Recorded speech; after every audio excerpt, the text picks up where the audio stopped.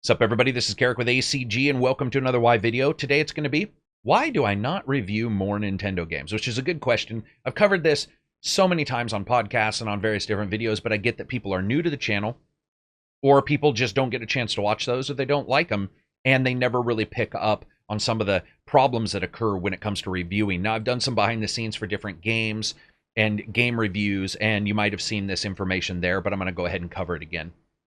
Why is it that I don't cover more Nintendo games? Well, it is not for a lack of trying. I've even gone so far as to contact people who I know are in contact with them and got contact information, emails, so forth, and sent out and got nothing back.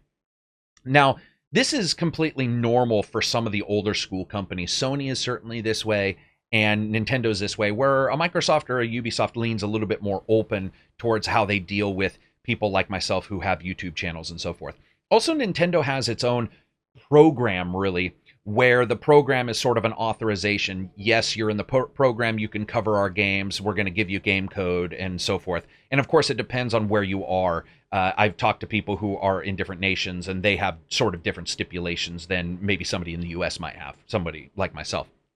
So they are just very difficult to actually get a hold of and deal with. And additionally, they're also a little bit copyright strike happy, and they have a tendency to go after channels, not even just review channels, but various different channels for reasons that I can't quite always understand. And of course, because I haven't been given one of those, I've never been able to sort of investigate it fully, but I also don't want to. One of the problems with a copyright strike is the very first one you get negates any ability to upload anything over 15 minutes. There's a big problem there, and that's because many of my podcasts, many of my reviews are going to be over 15 minutes, and that would really restrict the channel. So I don't really want to do that and basically have them come after me if I say something they don't like. And certainly the way that I deal with things, the jokes that I drop, the sexual innuendo, whatever, the darker jokes may not really gel with what they want. And that's okay. This is something I talked about in my Horizon video, where I discussed why some people were getting review code and others weren't. The fact is that some companies may not feel you align with them, and that's fine. And maybe that's where I am with Nintendo, and that's okay. That sort of happens.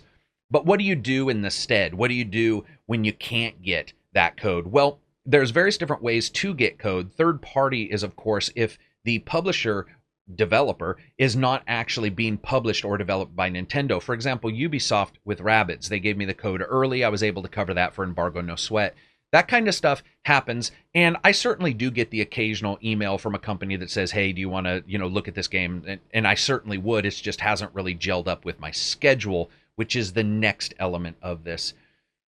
When you're trying to cover something, whether it be a third-party company, a PR, whether it be the very company itself, like a Nintendo or a Sony, you only have an allotted amount of time to cover some games. And if it's somebody like Nintendo who is going to be very difficult or doesn't reach out to you at all, and you have a smaller company, an indie company, somebody that you may know in the industry, all these people saying, hey, you want to do a podcast, or hey, can you cover our game? Those things can start to take precedent, especially because the other two ways of getting the game aren't really necessarily the best ways. And those other two ways, again, that doesn't involve a third-party publisher like Ubisoft. The first is broken street dates for a store. Now, we've seen some of the companies start to do this. I think Polygon and Eurogamer have both indicated they've done this occasionally. And certainly when a company says, we're not going to give out retail or we're not going to give out review codes, some people will do this. Those can be incredibly expensive, very difficult.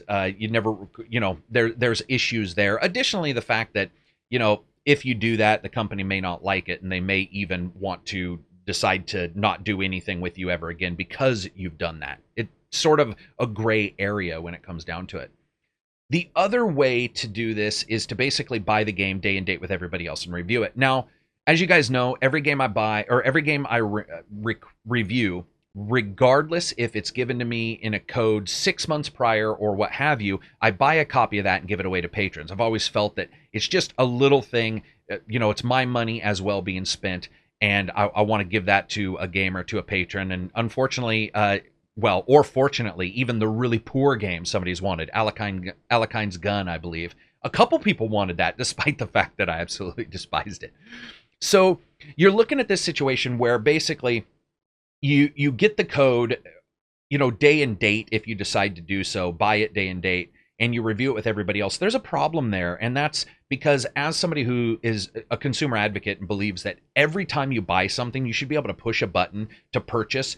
And at the same time you do that, you should be able to look online or somewhere and see somebody's idea of what their experience was prior to buying it. I've just always felt that way. I've always been really surprised when people are okay with, like, here, spend your money. Now, as refund systems get a little bit better, I think that's great, and we can start using refund systems. But even that's sort of just a waste for everybody involved. And getting it day and date is great. I see a lot of people will say, I want to hear you tear this game up, or I want to hear you joke about this game, or I want to hear you talk, really excitedly about this title. While the reviews may be entertaining for some, they're not necessarily for entertainment. They are to make sure that somebody understands, the very basics of the game, or sort of gets the ideas of the game, or can look at something and go, okay, somebody's played the game. These 5 people played the game. I want to watch all 5 videos, or read a couple, web pages and watch some videos and identify what everybody thought of it. I like that idea. I just think it makes sense. I like the idea of a person who's going to fork out, anywhere from $9 to more dollars can basically go and find some information about a title. So that becomes an issue when it's coupled with the schedule, which I talked a little bit about before. When you have that smaller or middle-sized publishers or developers say, hey, we want you to cover this game and we'll get you the code on this date, and then you're still chomping over here trying to find your Nintendo code, trying to go and see if a store will break street date, or, waiting in line and getting it with everybody else. The fact is that I would rather cover those companies that are okay with anybody covering their titles and want you to cover their title, good or bad. As I've stated before, even when I've destroyed a title, never touch, I've had different developers contact me and be like, I really do appreciate, the response here. We fixed this and that, and, blah, blah, blah. So it's not necessarily any issues with how they'll treat it. It's just, they reach out and they offer something, and you only have a certain amount of schedule, and you sort of fill that schedule up with the concrete decisions that you can make. I'm going to cover this game, I'm going to cover this game, I'm going to cover this game. And you look over here at this nebulous cloud of information from Nintendo, who's like, you don't know if you're going to get anything and how is it going to go about, and you just decide, I'm going to cover these titles over here. So it can be quite difficult at times, and it's certainly not a case of me disliking Nintendo or anything like that. I've seen people say any channel, oh, they don't cover Nintendo, they hate Nintendo, or they're biased or something like that. In fact, it's further from the truth. I would love to. And I would say I reach out more to them than others, because I do want to cover them, but it's quite difficult to do so. And some people have no problem getting on their lists, and other people like myself have all kinds of problems. Some people are on their list and okayed, and then suddenly aren't and are in trouble. And this is not necessarily a news flash for most people. It's something that many people know about, and we've seen talked about by a lot of reviewers and by a lot of YouTubers. And so it's very difficult to do. It's very difficult to sort of identify how to deal with them, because they are so nebulous, and I would certainly say so old school in their handling of video games and review code. When it comes down to it, it's certainly, like I said, not a lack of trying. I definitely want to cover more Nintendo games if I can. Many times when a platform or when a company says, hey, we're going to be giving out some codes to this game that's coming out, I'll ask, is Switch code available? And many times, just as you guys know, the Switch version is actually delayed a little bit. And so it'll be like, okay, well, it's not even, we don't even have a for sure time on that version of the code, but we do on these two, and you get those two and you move on. It's all about timing. It's all about scheduling. It's all about being able to get them out.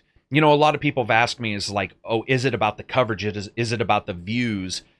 Is that why you don't want to do day and date? No, because especially with everything being demonetized now, luckily this is already how I ran the channel, but because everything's pretty much demonetized the moment I upload it anyway, what actually occurs is nothing. You just get some views on it, which is great, but you get some more subscribers, but more subscribers watching your videos more times that aren't monetized don't help you in a monetary way. So I know a lot of people are like, oh, maybe it's because of this. It's not, man. It really is something that I would love to cover. Some of their games are some of my favorite games. It's just the fact that they are not easy to deal with. And maybe I'm not either. Maybe that's one of the things. Maybe they just don't want to deal with me. It does happen, as I said in the Horizon video. Sometimes a company just doesn't necessarily feel like you jive with them. So anyway, I hope that answers a couple of your questions on why Nintendo games are so sparsely covered on the channel. certainly going to continue to work on it. It's something, like I said, I probably work on that more than many other elements of the channel, trying to get some contacts there, and I'll continue to do so. So I hope you guys liked the video. If you did, give it a thumbs up. If you didn't, give it a thumbs down. Maybe check out Patreon or Twitter. Follow me there. Peace out and enjoy the rest of your day.